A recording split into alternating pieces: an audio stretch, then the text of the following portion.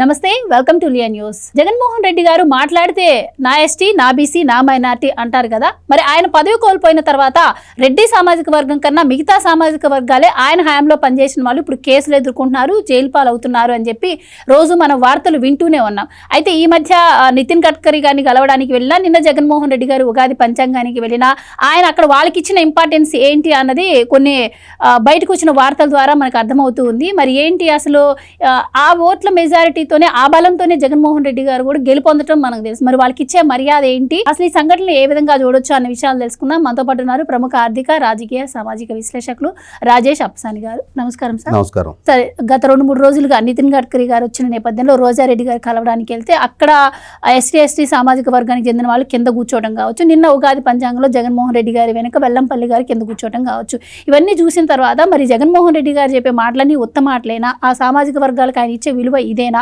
మరి ఆయన వెనకాలే వెల్లంపల్లి గారు అట్లా కూర్చున్నారంటే ఇంక మిగతా ఆయన ఫాలో అయ్యే వాళ్ళు ఏ విధంగా వాళ్ళని ట్రీట్ చేస్తున్నారు అనేది క్లియర్గా అర్థమవుతుంది. సో మీరేం చెప్తారండి దీని గురించి? ఇప్పుడు వాస్తవంగా మీరు మీ ఇంట్రోలో ప్రస్తావించినట్టుగానే 2019-24 మధ్యకాలంలో రాష్ట్ర ముఖ్యమంత్రిగా జగన్మోహన్ రెడ్డి గారు పాలకుడిగా కొనసాగిన నాళ్ళు కూడా ఆయనకి మైకి దొరికిన ప్రతి సందర్భంలో నా బీసీలు, నా ఎస్సీలు, నా ఎస్టీలు, నా మైనారిటీలు ఇలా నా నా నా నా అనుకునే నాలాంటి నాయకుడు ఇంకొకటి ఉండడు అని చెప్పుకునేవాడు. సరే, ప్రజలు కూడా ఇంతగా ఆయా వర్గాల పట్ల ప్రేమాభిమానాలు జగన్మోహన్ రెడ్డి నిజంగా కలిగి ఉన్నాడా, లేదు నోటితో నవ్వుతూ నొసటితో ఎక్కిరిస్తున్నాడా, ఎలా ఉంది ఈ పాలన అనేది ప్రజలకు ఒక స్పష్టత ఉంది కదా. ఎందుకంటే వైసీపీ పార్టీ గౌరవాధ్యక్షురాలుగా కొన్నాళ్ల పాటు వైఎస్ విజయలక్ష్మి గారు, ఆవిడెవరో మనకు తెలుసు. పార్టీ అధ్యక్షుడిగా జగన్మోహన్ రెడ్డి గారు, పార్టీ ప్రధాన కార్యదర్శిగా విజయసాయిరెడ్డి గారు, పార్టీ ప్రాంతీయ పర్యవేక్షకులుగా వైవి సుబ్బారెడ్డి గారు, సజ్జల రామకృష్ణారెడ్డి గారు, విజయసాయిరెడ్డి గారు, మరి పార్టీ లోక్సభ పక్ష నాయకుడిగా పెద్దిరెడ్డి మిథున్ రెడ్డి గారు, పార్టీ రాజ్యసభ పక్ష నాయకుడిగా విజయసాయిరెడ్డి గారు, పార్లమెంటరీ పార్టీ నాయకుడిగా కూడా ఆయనే విజయసాయిరెడ్డి, ఇలా కొనసాగారు 2019-24 మధ్య కాలంలో. సరే, ఇవాళ ఏమన్నా ప్రభుత్వ పరంగా కూడా చూద్దాం. ఆ రోజున ముఖ్యమంత్రి జగన్మోహన్ రెడ్డి, చీఫ్ సెక్రటరీ అదే కడప జిల్లా వాసి జవహర్ రెడ్డి, డీజీపీ ఆయన కూడా అదే కడప జిల్లా వాసి కసిరెడ్డి రాజేంద్రనాథ్ రెడ్డి, నాడు ప్రభుత్వ ప్రధాన సలహాదారులు అదే కడప జిల్లా వాసులు సజ్జల రామకృష్ణారెడ్డి, అలాగే కల్లెం అజయ్ రెడ్డి, ఆయన్నే అజయ్ కల్లం రెడ్డి అంటారు. మరి ఇక్కడి నుంచి మొదలు పెడితే ఒక 100 స్థానాల్లో వాళ్లే కనిపిస్తారు. మరి నా ఎస్సీ, నా ఎస్టీ, నా బీసీ, నా మైనారిటీ వాళ్ళు ఉన్నారు. ఎక్కడున్నారు? జగన్మోహన్ రెడ్డి గారి ప్రత్యర్థులను వేధింపులకు గురి చేయడానికి పోలీసు అధికారులు, ఇవాళ ఆ ప్రత్యర్థులు అధికారంలోకి వచ్చిన తర్వాత కేసుల పాలు, అరెస్టుల పాలు, జైళ్ల పాలు వీళ్ళవుతా ఉన్నారు. ఆ రోజు పదవులు, పేరు ప్రఖ్యాతులు, సంపద పోగు చేసుకున్నది వాళ్ళు. కేసులు, అరెస్టులు, జైళ్లు వీళ్ళకి దక్కుతా ఉన్నాయి. మరి ఇవాళ ఇందాక మీరు ప్రస్తావించినట్టుగానే రీసెంట్గా కేంద్ర మంత్రి నితిన్ గడ్కరీ గారిని కలవటానికి మరి ఏ పని మీద వెళ్ళిందో తెలియదు, మాజీ మంత్రి రోజారెడ్డి గారు వెళ్ళింది. ఆవిడ వెళ్ళినప్పుడు ఆవిడ ఒక మాజీ మంత్రి, కానీ రాష్ట్రం నుంచి అక్కడ కేంద్ర మంత్రి గారిని కలవడానికి వచ్చింది కాబట్టి వాళ్ళ పార్లమెంటరీ పార్టీ ఆమెకు అసిస్ట్ చేశారు. ఈ చేసిన క్రమంలో వాళ్ళ లోక్సభ పక్ష నాయకుడు పెద్దిరెడ్డి మిథున్ రెడ్డి, ఇప్పుడు కూడా పెద్దిరెడ్డి మిథున్ రెడ్డి లోక్సభ పక్ష నాయకుడు, పార్లమెంటరీ పార్టీ నాయకుడు వైవి సుబ్బారెడ్డి ఇప్పుడు కూడా. మరి ఇప్పుడు రోజారెడ్డి గారు నితిన్ గడ్కరీ గారిని కలవటానికి వెళ్తే పెద్దిరెడ్డి మిథున్ రెడ్డి గారు అరకు ఎంపీ, వాళ్ళకు ఉందే 4 లోక్సభ సభ్యులు. ఆ 4లో ఒకరు తిరుపతికి సంబంధించిన డాక్టర్ గురుమూర్తి, ఆయన ఎస్సీ సామాజిక వర్గీయుడు. అరకుకు సంబంధించిన తనుజారాణి గారు, ఆమె ఎస్టీ సామాజిక వర్గీయురాలు. వీళ్ళిద్దరూ పెద్దిరెడ్డి మిథున్ రెడ్డి, రోజారెడ్డి నలుగురు వెళ్ళారు నితిన్ గడ్కరీ గారిని కలవటానికి. రోజా ప్రోటోకాల్ పరంగా చూస్తే మాజీ మంత్రి, మాజీ శాసనసభ్యురాలు, కానీ ఇక్కడ డాక్టర్ గురుమూర్తి గారు, తనుజారాణి గారు సిట్టింగ్ ఎంపీలు. ప్రోటోకాల్ పరంగా చూసుకుంటే మాజీ కన్నా ప్రస్తుత లోక్సభ సభ్యుడి ప్రోటోకాల్ పెద్దది. నితిన్ గడ్కరీ గారిని కలిసే క్రమంలో అక్కడ 4 కుర్చీలు, 3 కుర్చీలు ఉన్నాయి అనుకుంటే, మంత్రి గారు ఒక కుర్చీలో, మిథున్ రెడ్డి గారు ఒక కుర్చీలో, మాజీ మంత్రి రోజా ఒక కుర్చీలో కూర్చొని లోక్సభ సభ్యులను నుంచోబెడతారా?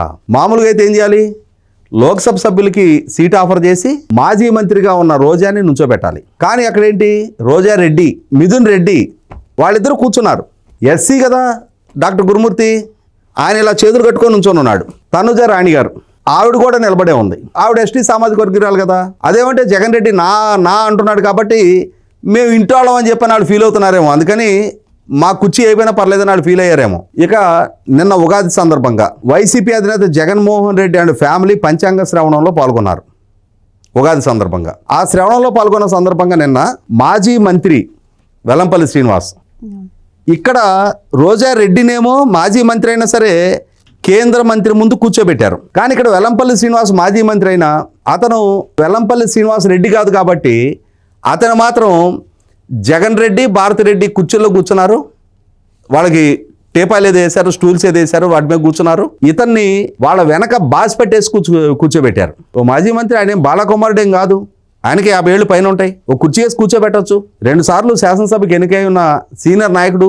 కానీ అక్కడ వీళ్ళ సమక్షంలో కూర్చునే అర్హత లేదు వాళ్ళకి. వీళ్ళు కూర్చోరుంటే వాళ్ళు అయితే నిలబడి ఉండాలి, లేదు కింద కూర్చోవాలి. అంటే ఫాసిస్టుకు ధోరణి ప్రదర్శిస్తున్న వైసీపీ పార్టీ 2024 ఎన్నికలకు ముందు ఏ విధానాన్ని అవలంబించారో నోటితో మాట్లాడేదానికి నొసటితో ఎక్కిరించేదానికి మధ్య ఉన్న వ్యత్యాసం, నోటితో చెప్పే ఉపన్యాసాలకి ఆచరణపూర్వకంగా వ్యవహరించే తీరుకు మధ్య ఉన్న వ్యత్యాసం కేంద్ర మంత్రి సమక్షంలో ఒక ఎస్సీ ఎస్టీ ఎంపీలని నుంచోబెట్టిన తీరులో చూసాం. అక్కడ దక్కిన మర్యాద ఆ మాజీ మంత్రికి దక్కిన మర్యాద ఈ మాజీ మంత్రికి దక్కకపోవటం చూస్తున్నాం మనం. ఇదేం పెద్ద విచిత్రం కాదు.